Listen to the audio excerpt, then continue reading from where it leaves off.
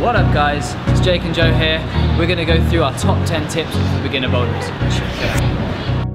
Tip number 1, use your toes. One of the most common mistakes we see at the climbing wall is people not using their toes, but instead they use their midsole. This will restrict your movement. It will also give you less traction on the hold. So if Joe was to turn it to the toe, he can pivot. Ooh, look at that pivot. It will also allow you to reach further, so you can go right up onto your tiptoes. Climbing shoes are designed specifically so that you can stand on small holds like this. If you tried to stand on that hold on the midsole, you'd slip straight off. Wouldn't be possible. Tip number 2, use your legs. They are some of the biggest muscles in our body. It's not all about pulling and climbing. Sometimes you've got to push with those legs, okay?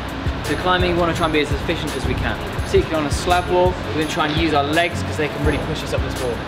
So when I'm climbing here, I'm going to bring my weight over and really push up with my leg. I'm not just pulling up with my arm like this, okay? We're not dragging ourselves up the wall. It's also really important on the overhang that we use our legs to push us towards these holds. We're going to use a combination of push from the legs and a bit of momentum to swing ourselves towards the next hold. Number 3, climb with straight arms. And this ties in quite nicely with tip number 2. Climbing with bent arms will cause you to fatigue quicker. If you climb with straight arms, it allows you to relax and you can sort of hang on your skeleton.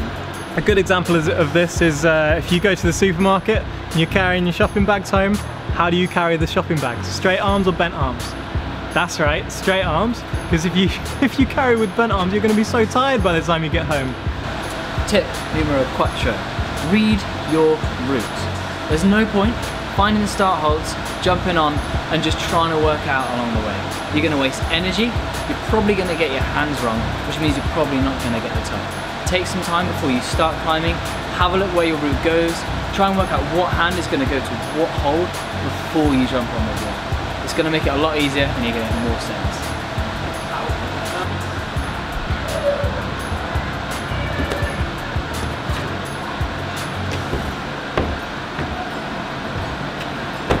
Tip number 5, don't use too much chalk. This goes for loose and liquid chalk.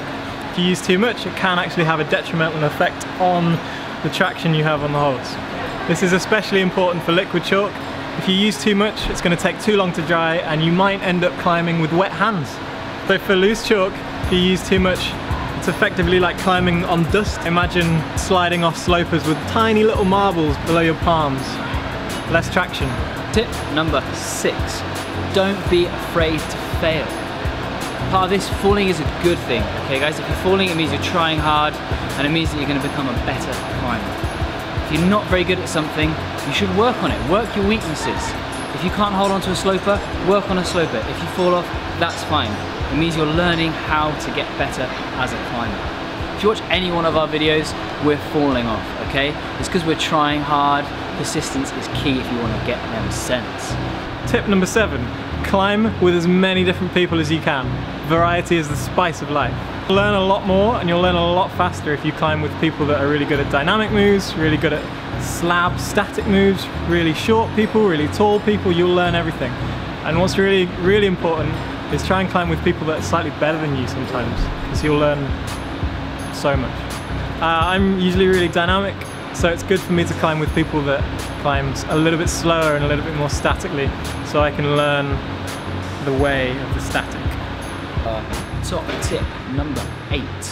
One of the most common questions we get asked is, what shall I train for climbing? Our best answer, don't. If you're just starting out, just climb.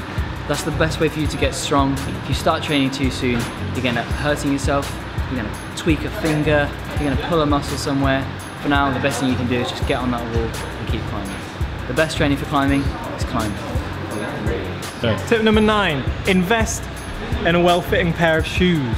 It's very important. If your shoes are too big, you cannot possibly progress. You won't be able to stand on anything, you won't be able to use your toe or your heel properly. If you fit them too small, you'll be in too much pain to progress. You won't even want to climb. So get them just right, make sure you get a professional to fit them for you. Finally, the most important tip of all, have fun. The best climber is the one with the biggest smile on their face. Never gonna give you up, never gonna let you down.